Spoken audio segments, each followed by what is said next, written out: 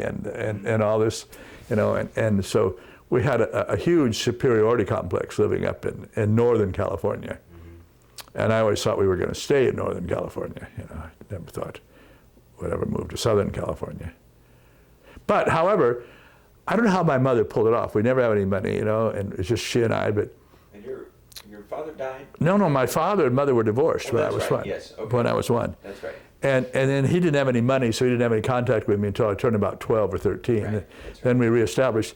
But somehow or other, my mother was able, during the war and other times, we would always go in the summertime to Laguna Beach and rent a place in Laguna for 2 weeks. And she had friends there in Laguna, and all that. And every year?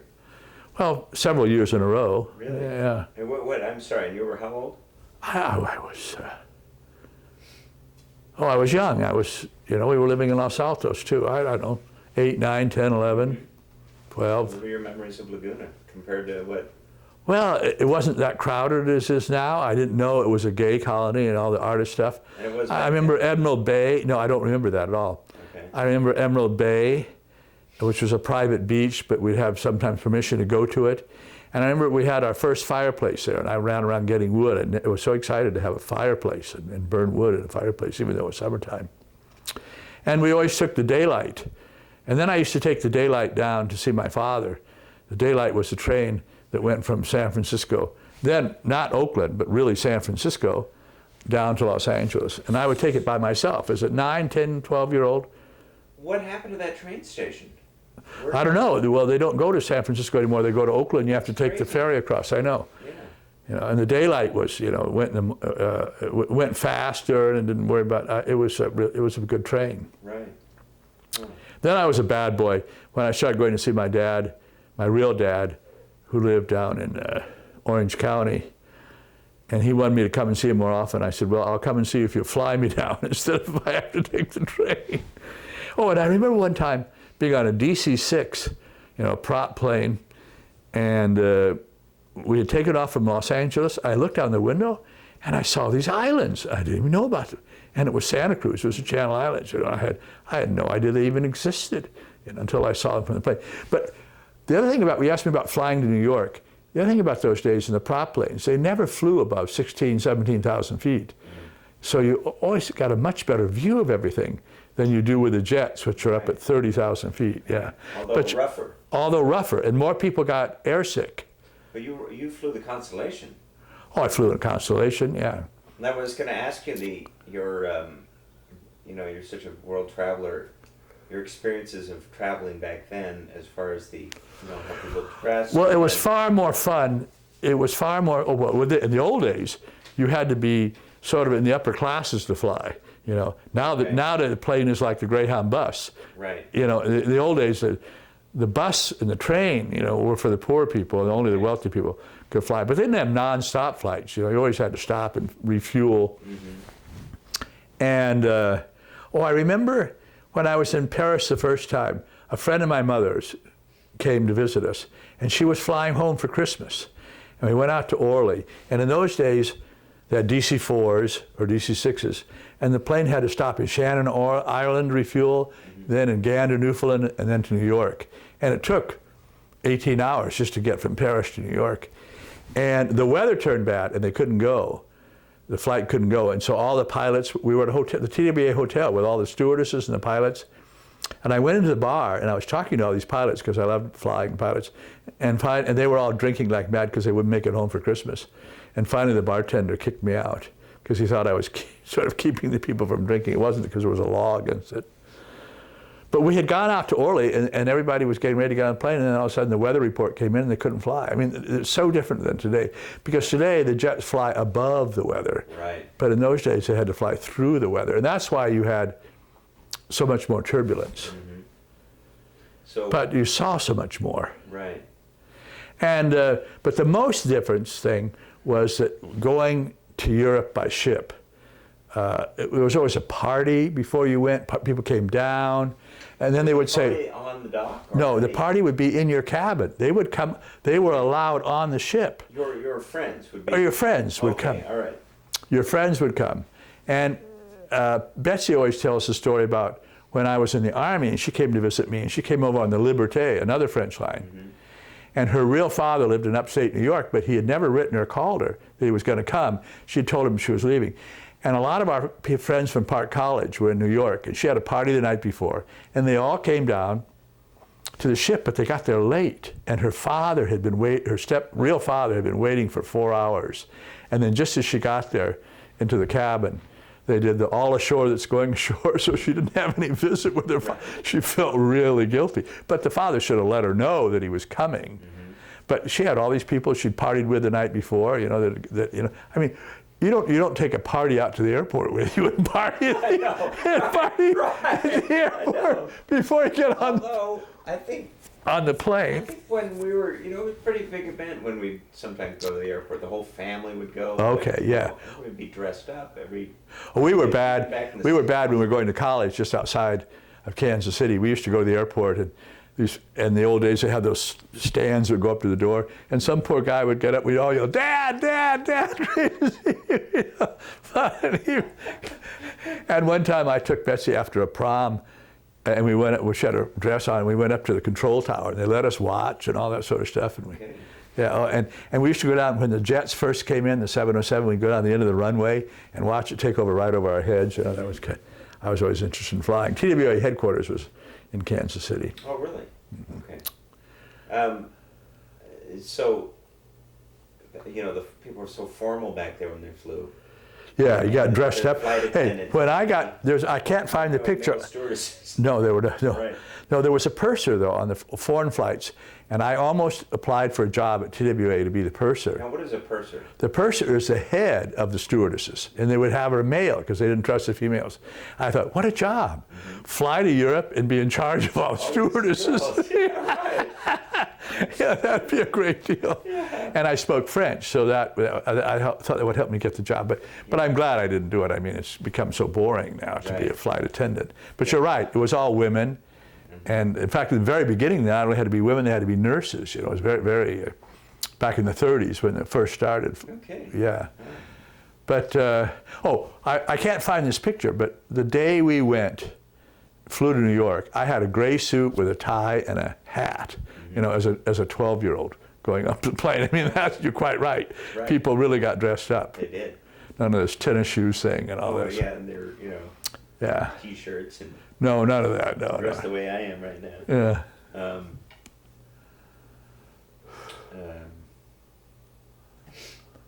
Let's see.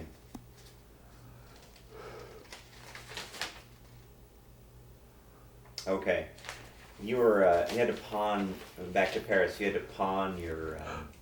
my electric train set. I don't know what in the world I did with it because I had to have a transformer for the electricity. Right. And we pawned all our other stuff, our clothes and all this stuff at a government pawn shop. What were you thinking? What were you thinking about that? What did you... We went and got the stuff after. When the money came, we went and got it back. We got it back out. Oh, you did get it back? Oh, yeah, we didn't leave it. Yeah, we got a lot of it back. Okay. And in those days, we had steamer trunks. You know, when we went, you had a great big trunk where you could put all this stuff. Mm-hmm. And then, also when we were in Paris, or before we went to Paris, I can't remember, we moved to a pension up in, my mind's not working now, that up on the Seine, that place where the artist was, but we didn't even know it now. It's very famous. It'll come to me in a moment. And we lived there for a month. But it's now a big, huge tourist spot because Monet had all his gardens. Giverny. We lived in Giverny, yeah. Giverny. We lived in Giverny for a whole month at a pension, and Madame Caruso had dinner with us every night at a table by herself. Caruso's widow, and the famous opera singer. Sure, but where's Giverny? Giverny is about an hour north of Paris, on the Seine, and it's a huge tourist destination now because they have redone all of Monet's gardens and Monet's studio. But I never even heard of Monet when I was there. You know, just the way I hadn't heard of Chagall, and there were 2 or 3 other artists in Vence, you know, but I was just not educated about art then. We did go to the Nice carnival, or and they had the huge fireworks and all that, which was a lot of fun. And in fact, it was so small in those days that on Thanksgiving, we got an invitation to the American consulate for a tea, for a tea on the 4th of July and on Thanksgiving, which were American holidays, so there were so few Americans, and they knew that we were Americans living in the area. We had registered or something. But that sort of thing wouldn't happen now. The Riviera has been ruined since we were there in 1948, just ruined. It makes me, in a way, feel glad that I lived when I lived, And also, in 1954, my stepfather and my mother and I, in a funny little Renault 4CV, drove, and we spent 2 weeks on the Costa Brava, which is the Spanish coast between the French border and Barcelona. And it was just little fishing villages and wonderful places that we'd read about in an English book. And now it's all big high-rises and been ruined. It's just, the whole Spanish coast has just been ruined. It's just so many more people and so much more. Mm-hmm. Yeah. Everybody wants to be there. When we were there in 54, we went to a restaurant at about 7:30 at night and was closed because it didn't open until 8. we were, and they said, "Oh, no menu. We're going to get you what you want, really, thing you want." And they brought us mutton and boiled potatoes because they thought we were English. Mm-hmm. Because there were very few Americans there at the time. Right. Cut for 1 minute. Good. So over the years, as you've gone to Paris, how has it changed? What are the things that you've seen that you've liked and that you've disliked? Well, luckily Paris hasn't changed that much. It's just more crowded, far more expensive, and I miss the old buses. Mm-hmm. But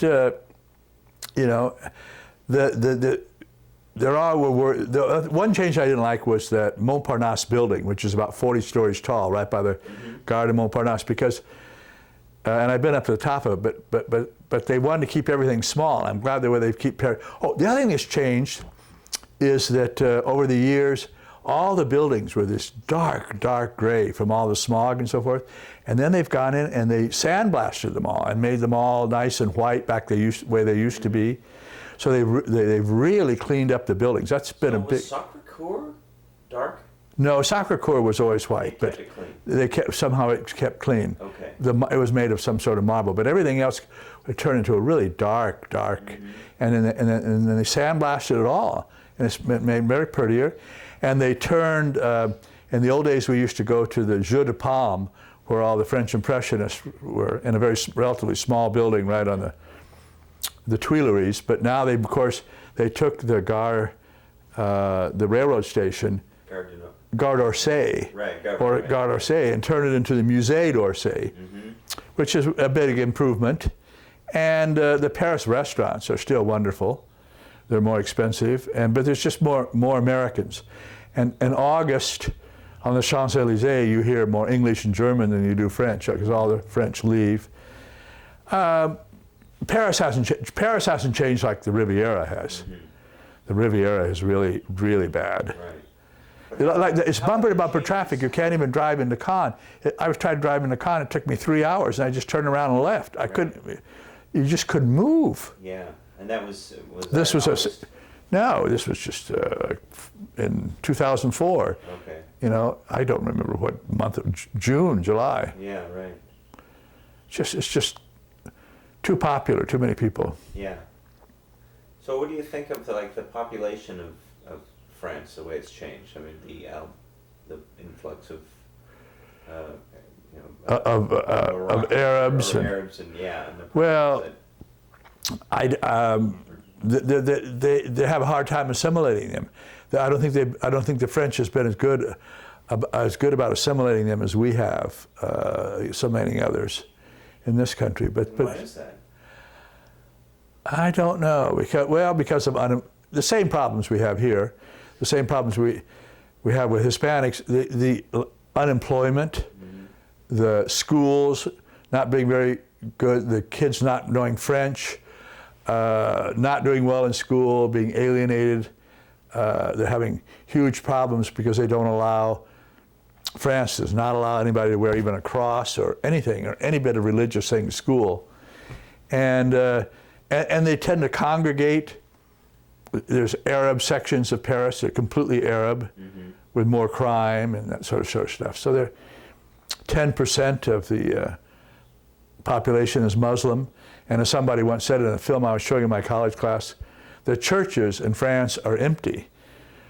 3% of the Christians attend church regularly versus 44% of Americans attending church regularly once a week. But the mosques are full. You know, the mosques are full and the churches are empty. And Muslim religion is growing fast, so fast in France. Right. And every now and then those areas, and there's there's a red suburb where all the communists live around Paris. Is sort of a circle of circles, and the banlieues. But the problem with all the riots and all that with the Algerians is difficult. That's a real problem for France. But I haven't noticed it myself so much as I read about in the newspaper. It's not something I noticed myself we're being always there. insulated where we are. Yeah, where we travel. When you travel, you don't see it. Yeah, that's right. Don't go. Sometimes when I go out to the flea market, which is north of Paris, Yes. you go through, if you take a bus or something instead of the subway, Right. you see you're in a really heavily Arab area. But and behind Sacré-Cœur is a heavily Arab area. Okay. Yeah. All right. But you're insulated from that, or isolated from that as a tourist. You don't see it, but you read about it. So do you remember Les Halles? No, When it was the no. I wish I had. Yeah. I wish I had. I just don't remember ever going there, but I've certainly gone to the Pompidou Center, which has been put where Les Halles was, and now the new market is someplace out of town, south by Orly Airport, called Rigny, where all the people in the restaurants go. But people used to go to Les Halles and stay there and get an early breakfast, and all that sort of stuff. I read about it a lot, but I don't remember. It was there when I was there as a kid, but I just didn't go because we never had a kitchen, so we were never cooking. We were always in a hotel room and eating at restaurants. Right. Did you go to museums when you were there? No, not enough. I have. As a child. No, I didn't. Later on, when we went back with our children, we took them to museums. Sure. And then, now I've gone many, many times to the Louvre, stood in line, to get in the Louvre. What do you think of the changes at the Louvre? I like the pyramid, the glass pyramid. That's the only change that I know of, But it's much bigger. I mean, it's much more. The French are. It's a. No, the Louvre was always big. Big, but there's something about the way they send all the people around. Well, there's just more people going. Well, maybe so. Yeah. There's just more lines. But I think it was an American architect, who built, who designed, Ian Pye, who designed that. And down at the bottom, when you're underneath it, when it sticks down there, it's really fantastic. I like the pyramid, and they have come to accept the pyramid too. Yeah, the glass pyramid. Right. But any memories of Paris and the famous '77 Europe tour? Other than you told me that you guys all came in at midnight and then all went back out again and stayed out till 4 or 5 in the morning. And yes, I remember. How did we get out? I can't remember. You would go out windows and all sorts of things. Yeah. And I always remember Bessie would go wake up the girls, and I would have to go wake up you guys. And you would say, no, we're just going to sleep in. We're going to sleep in. And I said, no, your parents paid. It says today you're going to the Louvre. You're getting up and you're going to the Louvre. And you would always miss breakfast. You would miss breakfast. And I would have to round you up and force you out to get on the bus by 9 o'clock because you'd been out carousing and drinking so late at night. And the other thing I remember about Paris, which was really interesting, is they put us way out nowhere, and the food. Do you remember where we were? No, it was way out, and they had some Muslims working in the kitchen. I remember that, and the dining room, and the food was atrocious. Right. We'd had good food everywhere up to Paris, but it turned out to be all right because, as I said to everybody, now is the time to go eat out. And I remember, I don't know if you were with us, but we went to one restaurant. It was one of the best meals I ever had. It had this wonderful corn with this, just corn on the cob with this other stuff. And they brought us a great, big, huge chocolate mousse thing. And all the students just started eating and eating, taking second and third and fourth helpings, and the waiter was having a fit because I missed that. Because you're just supposed to take, some on your plate. Right. It was kind of like family style. I don't know who we were with, but we were with some students, and it was just an absolutely wonderful meal. And so we ate out. So I didn't mind that the food back at our hotel was so poor. It was a cafeteria style. It was really poor. Yeah. But I also First day, we rented bikes, and I don't know. Smart. You must have let us sleep in because we didn't. No, we had free days. Sometimes we would have free. Maybe it was a free day. Okay. I also remember when we were on the Rhine River. I tried to tell you all, they gave us $10, which was a lot of money back in those days, for lunch. And I told you all went to go to a restaurant. I said, no, we're just going to a store and buy bread and salami and wine. Right. And the teachers and the guides, we sat up on a bench, and we made this big lunch, and all the Germans came by, and we kept offering them something to eat or something to drink, and they would look at us with a funny look.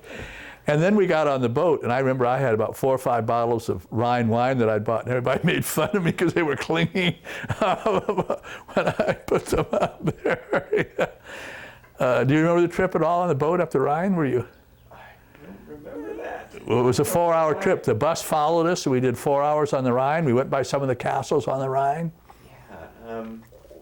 You maybe had quite a bit to drink that morning. No, or maybe I was after one of the girls in the Puerto Rican or something. Yeah, oh, that's right.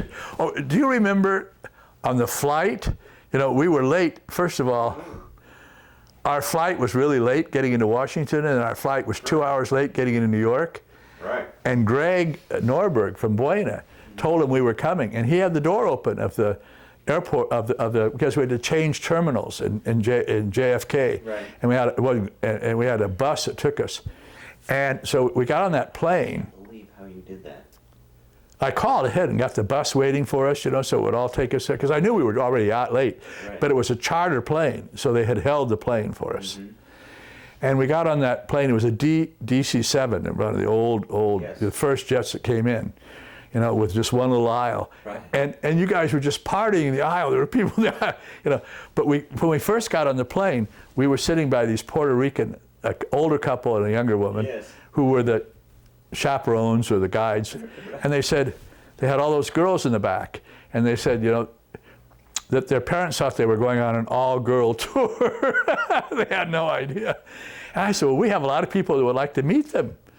And they said, okay, we'll just go tell them. So I went up and I told all you guys about, and they were going to be on the trip with us. You couldn't believe they were going to be with us for the whole 5 weeks. And pretty soon I looked back, and there would be these seats with 3 people, and there'd be 3 girls and 2 boys, one sitting in between. And it was a party clear across the Atlantic, all the way across the Atlantic. And to try to go to the bathroom, you'd have to walk over people in the aisles. I couldn't believe it. And, it was just noisy. And finally, I got about 1 hour's sleep before we got into Rome. Right. Yeah, I don't remember. And then I'll never forget arriving in Rome.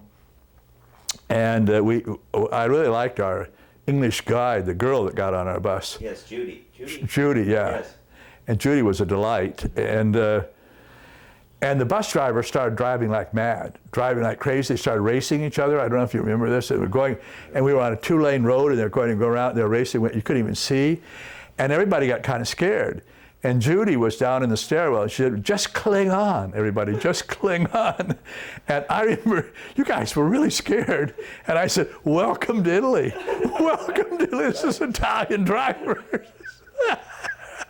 That's right. Just a bus ride in from the airport. And it was a wonderful, wonderful thing that we did Italy first, because it was hotter and more difficult. Mm-hmm. And people had loads of enthusiasm, and they had their money. Right. They didn't run out of money. And then we did England last, because it was cool, and people spoke English, and people were more out of money. Right. Yeah. Turn the thing off. The problem was that on these trips to Europe, it's 2/3 girls and 1/3 boys. Right. And we had some really nice looking boys on our group. Mm-hmm. And they had the sort of the pick of all the girls from all the other groups. Right. And we had a meeting here in our house, right here in fact. I remember. And before we went, and I was warning the girls about the Italian guys, how they try to pinch their bottom and put their hands on them and so forth. You know. And I remember we went to the Spanish Steps the first afternoon we were there. Oh, and you guys came up to me and you said, Mr. Quinn, come on, we got to go to Gucci's. Gucci's. I said, I don't like department stores. And you said, no, you got to see the sales girls. You've got to see the sales girls. You know. But that night, Bruce and the other guy whose father was a sheriff, who was Chuck Rudd. Chuck Rudd. Dad was a sheriff?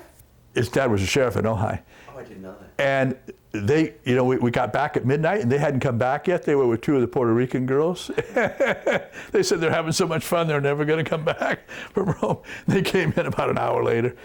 And Mr. what was his name? Rugelby or Riggle Beauty, yeah. And Betsy and I and the Puerto Rican chaperones were waiting for them to arrive. And the boys ran up and said, "Don't blame the girls. It's all our fault.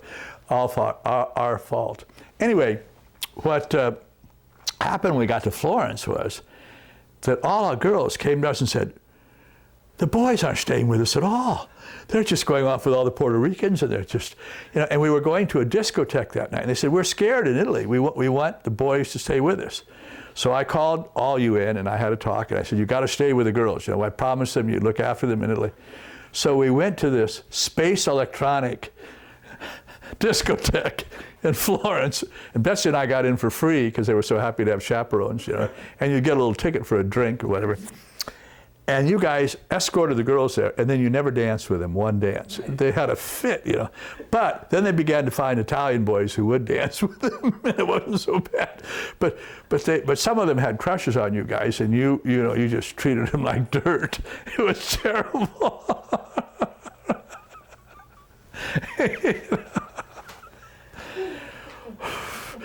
And they said they walked us over, and then they just dropped us. They never danced with us once. Right. You don't remember space electronic disco? I did. I think I did. Okay. And all the Puerto Rican girls were all very formal. They're all in dresses. Oh, they had these huge suitcases Oh, yes. with so much clothes. I know. And their father owned rum plantations. Right, and they were very well-to-do. They were well-to-do girls. And they were quite entranced with you guys. I guess so. Oh, yeah. So did you go out with any one of them in particular, get to know them very well? Or? I hooked up with a few. You hooked up with a few, yeah. Uh-huh. Yeah. Yeah, they were. And did you write them afterwards? And Yeah, we did. Mm-hmm. Yeah, I kept up correspondence. And they all wanted you to... One went to, was in school in La Jolla, so I saw her. Oh, okay. Yeah. So, Yeah,